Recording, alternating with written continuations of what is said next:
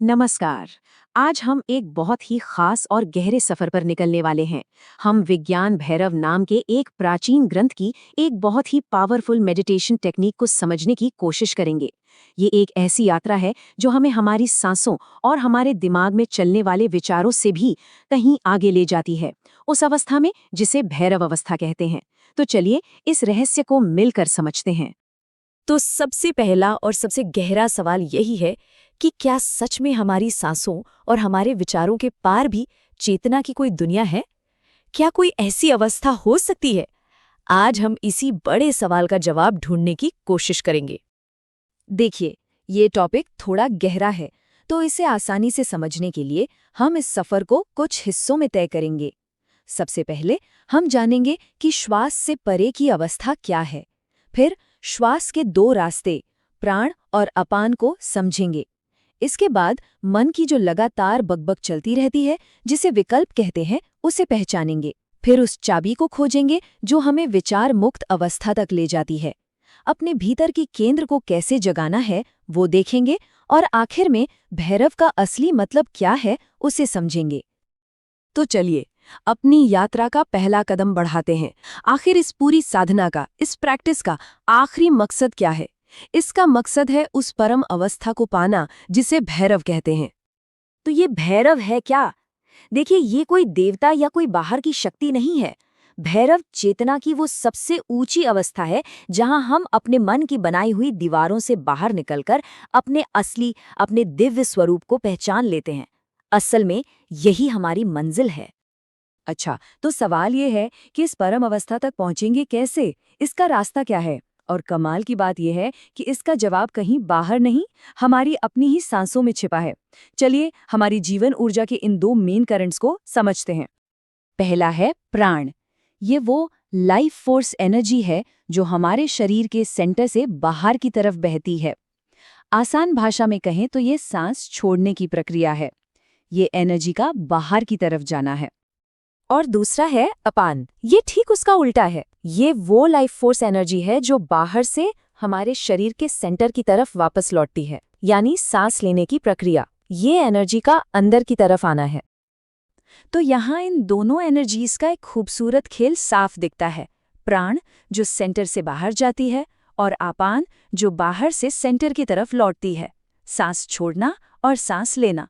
बस इसी गहरे बैलेंस को समझना आगे का रास्ता खोल देता है। लेकिन इस रास्ते पर सबसे बड़ी रुकावट क्या है? वो है हमारे मन की कभी ना रुकने वाली बातें। चलिए इस रुकावट को समझते हैं, जिसे इस ग्रंथ में विकल्प कहा गया है। ये विकल्प क्या है? ये हमारे मन में लगातार उठने वाले वो विचार हैं जो हर चीज को दो हिस्सों में बांटते रहते हैं। अच्छा, बुरा, सही, गलत, मेरा, तेरा, पसंद, नापसंद। ये एक तरह का मेंटल नॉइज है, एक शोर है जो हमें अपने असली शांत स्वरूप से दूर रखता है। तो फिर इस मानसिक शोर के पार जाने की चाबी क्या है?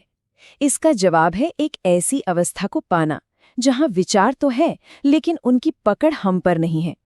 और इसी अवस्था को निर्विकल्प भाव कहते हैं। अब यहाँ एक बहुत जरूरी बात समझनी है। इसका मतलब मन को जबरदस्ती खाली करना नहीं है, बल्कि ये तो चेतना की एक ऐसी प्योर स्टेट है जहां मन एकदम शांत, साफ और बिना किसी जजमेंट के होता है। बस सोचिए, जैसे आसमान में बादल आते हैं और चले जाते हैं, पर आसमान को कोई फर्क नहीं पड़ता। बस वैसी ही अवस्था। इस अवस्था को पाने का एक तरीका जो ग्रंथ में बताया गया है, वो है भैरवी मुद्रा। और ये वाकई में एक अद्भुत स्थिति है जहां आपकी आंखें और बाकी इंद्रियां बाहर की दुनिया के लिए तो खुली हैं, लेकिन आपका पूरा ध्यान अंदर अपनी चेतना के सेंटर पर टिका हुआ है।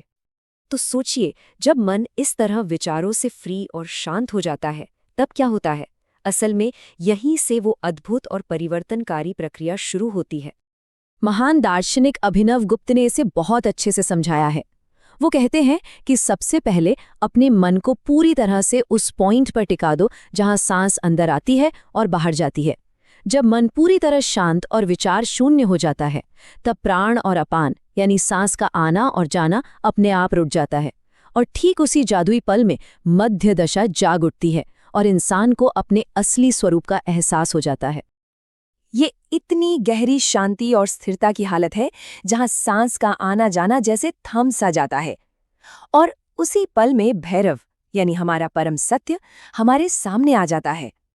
ये जो मध्य दशा है ना, ये बहुत ही खास है। ये वो अवस्था है जब एनर्जी ना तो बाहर जा रही होती है और ना ही अंदर आ रही होती है। वो अपने सेंटर में, अपने स्रोत में स्थिर हो जाती है और जो हमारा सेंट्रल एनर्जी चैनल है, जिसे सुषुम्ना कहते हैं, उसमें जाग उठती है। तो अब हम अपने इस सफर के आखिरी पड़ाव पर हैं। चलिए इन सभी धागों को एक साथ जोड़कर देखते हैं कि इस साधना का, इस पूरी प्रैक्टिस का असली मतलब और महत्व क्या है। ये समझना बहुत जरूरी है कि ये टेक्निक दूसरी ध्यान की विधियों से अलग कैसे है। देखिए, कई विधियों में सांसों के बीच के गैप पर या ठहराव पर ध्यान लगाने के लिए कहा जाता है, जिसमें एक तरह की कोशिश लगती है, एक एफर्ट लगता है। लेकिन ये टेक्निक कोशिश करने की नहीं, बल्कि बस होने की है। ये पूरी तरह से निर्विकल्प भाव यानी उस विचार मुक्त चेतना की सहज अवस्था से अपने आप पैदा होती है। और इसी वजह से इस विधि को शांभव उपाय या एक बहुत ऊंचा रास्ता माना जाता है। क्यों? क्योंकि ये किसी कोशिश या कुछ करने से नहीं, बल्कि सीधे उस शुद्ध विचार मुक्त चेतना में होने से ही मिलती है। तो आखिर में ये पूरा सफर हमें एक बहुत ही गहरे सवाल पर लाकर छोड़ देता है कि अगर हमारी असली चेतना ना तो हमारे विचार हैं और न ही हमारी सांसें, तो फिर वो है क्या? इस पर सोचिएगा जरूर।